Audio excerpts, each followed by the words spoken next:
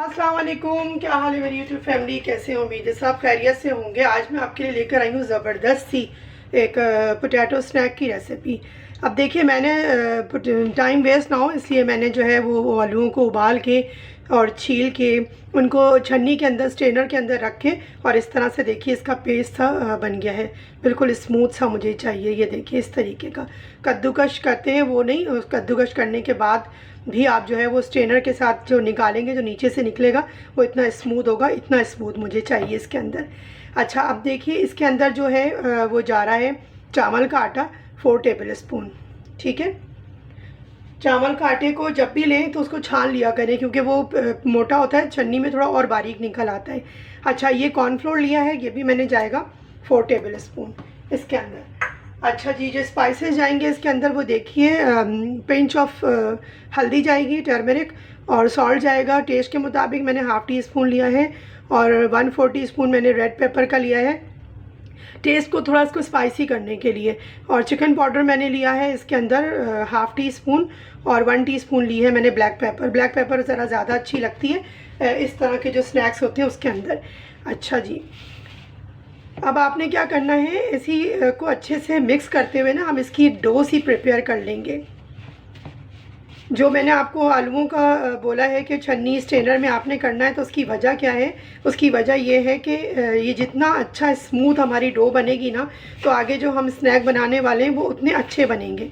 अगर आपने थोड़ी सुस्ती दिखा के और उसको कद्दूकश करके ही बनाना शुरू कर दिया तो आगे रिज़ल्ट आपका वैसा नहीं आएगा जैसा कि अभी मैं आपको दिखाऊंगी इसमें। और रेसिपी को कंप्लीट देखा करें, थोड़ा सा देख के आगे ना चले जाया करें, ना स्किप किया करें, क्योंकि बहुत सारी टिप और टेक्निक ऐसी होती हैं जो मैं आपको बता रही होती हूँ जैसे जैसे रेसिपी आगे चल रही होती है और जहाँ जहाँ ज़रूरत पड़ती है। देखिए कितना स्मूथ सी डो प्रिपेयर होनी शुरू हो रही है ना। बस वो इसकी वजह यही है कि जितना आप ज़्यादा इसको अच्छा सा करेंगे ना, छन्नी में स्ट्रेनर से निकालेंगे, उतना ये स्मूथ आलू का पेस्ट। मशीन में नहीं कीजिएगा, ये मैं आपको पहले ही बता रही हूँ। कभी आप जल्दबाजी में कर लें तो फिर आप संभाल नहीं सकेंगे और वो रिज़ल्ट नहीं आएगा जो डो हमें जिस तरीके की चाहिए। अच्छा जी, देखिए अब ये सिमट चुकी है और अब हाथ से मेरे ये काबू में आ जाएगी। इस टाइम पे क्या करेंगे, इसके अंदर जब ये मिक्स हो जाएगी तो हम डालेंगे इसमें 1 टेबल स्पून के करीब घी।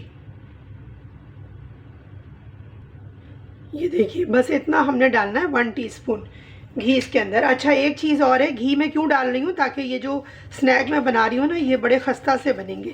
अगर बहुत ज़्यादा आपको बहुत ज़्यादा क्रंची चाहिए, एकदम कड़क से जो होते हैं, फिर वो ऑयल के साथ होंगे तो फिर आप ऑयल डालेंगे, फिर आप घी नहीं डालेंगे। लेकिन मुझे चाहिए कि ऐसे खस्ता से, ताकि सॉफ्ट, ताकि बड़े छोटे बुज़ुर्ग आराम से, बच्चे सब खा सकें। बहुत ज़्यादा कड़क हो जाते हैं तो फिर बुज़ुर्ग हज़रात नहीं खा पाते, जिनकी भी दांत की थोड़ी सी भी प्रॉब्लम होती है। बस देखिए कितनी अच्छी सी हमारी ये डो प्रिपेयर हो गई है। इसको दूंगी मैं 5 से 10 मिनट के लिए रेस्ट, और फिर मज़ीद आगे रेसिपी आपसे शेयर करती हूँ कि आगे क्या होने वाला है इसमें। वीवर्स देखिए इसने थोड़ा सा रेस्ट ले लिया। अब हमें क्या करना है, देखिए किस तरह का जिप लॉक ले लेंगे हम, ठीक है ना, या कोई जिप लॉक ना हो, कोई थैली हो आपके पास, शॉपर हो, या जो पाइपिंग बैग होता है वो ले लीजिए।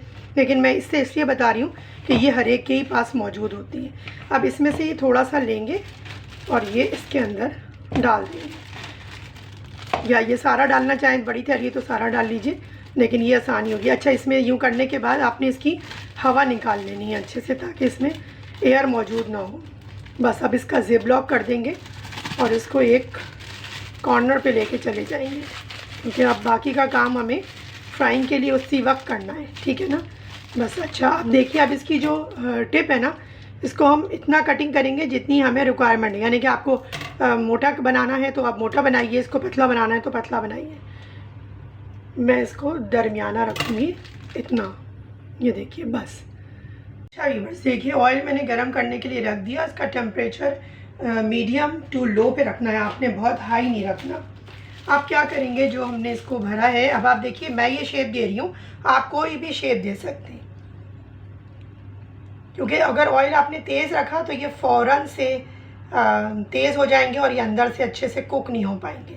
अब देखिए मैं इसको दे रही हूँ, ये जलेबी शेप कह लीजिए आप इसको, ठीक है ना।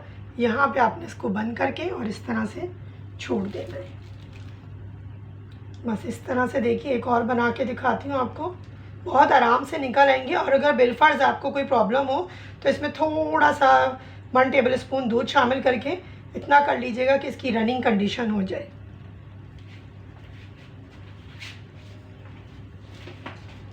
बस ये आराम से बनते चले जाएंगे, कोई इशू नहीं होता।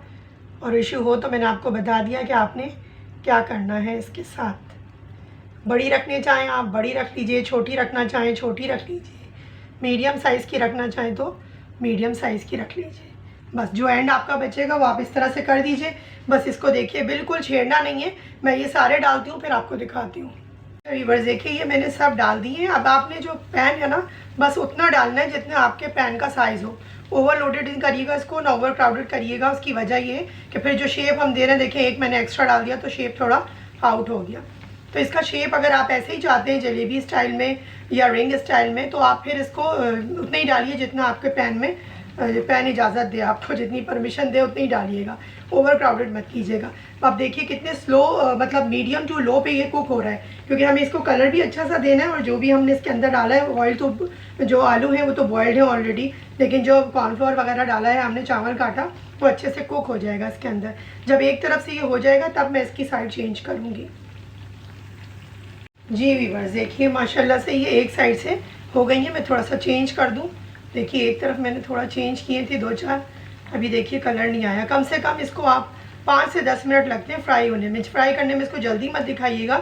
जितनी आपको क्रिस्पी चाहिए उतना आप इसको धीमी आंच में, यानी कि लो फ्लेम में इसको फ्राई कीजिएगा। मैंने भी देखिए आंच बिल्कुल तेज़ नहीं की इसी वजह से।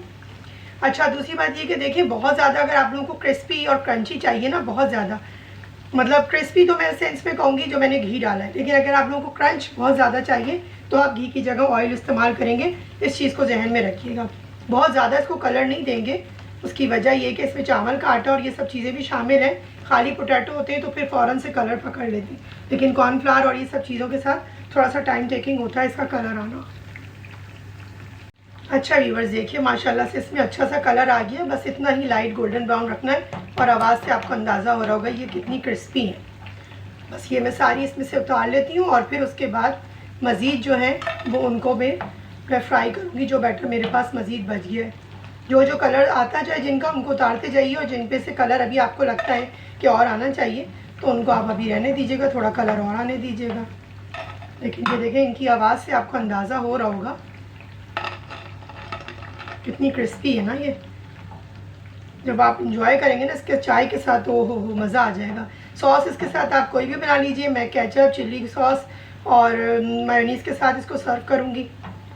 बस देखिए इतना। अगर आपको तेज़ कलर चाहिए तो थोड़ा सा तेज़ पे उतार लीजिए, हल्का चाहिए अभी इसको मैं होने दूंगी, थोड़ा सा और कलर आ जाए। बस बाकी के भी मैं तैयार करती हूँ फिर आपको दिखाती हूँ। व्यूअर्स देखिए माशाल्लाह से कितने ज़बरदस्त इसका शेप आया है। कुछ हिला नहीं, टूटा नहीं, कोई प्रॉब्लम नहीं हुई है, आराम से बनेगा। सिर्फ टिप और टेक्निक्स जो आपको मैंने वीडियो में शेयर करी है वो सारी आपने फॉलो करनी है। वीडियो जब कंप्लीट देखेंगे तो हर कोई बना लेगा। शेप मैंने ये दिया है, आप जो शेप देना चाहें दें। लेकिन देखिए कितना डिफरेंट सा शेप है इसका ना, और कितना अच्छा लग रहा है। मतलब शेप तो हमारा ट्रेडिशनल जलेबियों का चला आ रहा है, लेकिन इसका जो फ्लेवर है बहुत डिफरेंट है। अच्छा, मैं इसको सर्व कर रही हूँ।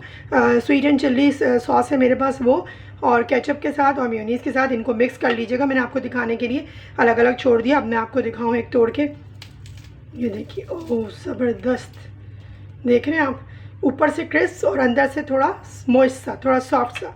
आपको ज़्यादा क्रंची करना है तो आप इसको, मैं इन सबको मिक्स कर लूँगी। और आपको अगर ज़्यादा क्रंची करना है ना तो आप इसको, मैंने आपको बताया टिप कि आप हमेशा जो भी चीज़ें आपने ज़्यादा क्रंची करनी होती हैं उनमें आप तेल का इस्तेमाल करेंगे, घी का नहीं करेंगे। Yummy, too good. जब आप ये बनाएंगे ना फिर आपको आइडिया हो जाएगा। मैं करती हूँ उसको एंजॉय, और आपसे मिलती हूँ इंशाल्लाह ताला फिर किसी नई रेसिपी में, किसी नए इंग्रेडिएंट, किसी नई हर्ब, किसी नई टिप और टेक्निक को लेके कोई नई रेसिपी डेवलप करूँगी आप लोगों के लिए, तो आपसे शेयर करूँगी। ज़ाहिर है आप मेरी फैमिली हैं, तो मैं चाहती हूँ कि जो भी चीज़ अच्छी बने। तो अगर आप अपने मेहमानों को इम्प्रेस करना चाहते हैं ना, तो प्लीज़ इसको ज़रूर बनाइएगा। वाह वाह हो जाने वाली है आपकी, क्योंकि ऐसी रेसिपी जो है ना वो एक तो क्विक ईजी होती है और इम्प्रेस बहुत करती है लोगों को। चलिए, हमेशा ये कहूँगी अपने अपने अतराफ़ के लोगों का ख्याल रखें, स्पेशली जो आपके मेड्स, वॉचमैन वगैरह इस तरह के लोग आपके अतराफ़ में होते हैं, उनके साथ भी बनाएं, चीज़ें शेयर करें। जब आप बना रहे होते हैं तो लोग अतराफ़ में काम करते हैं, तो उनको भी आप शेयर कीजिए, अच्छा लगेगा उनको भी और आपको भी। और हमेशा जो है वो मैं यही बात कहती हूँ कि जो रेसिपी बताई जाती है उसको पूरा फॉलो किया करें प्लीज़। अल्लाह हाफिज़।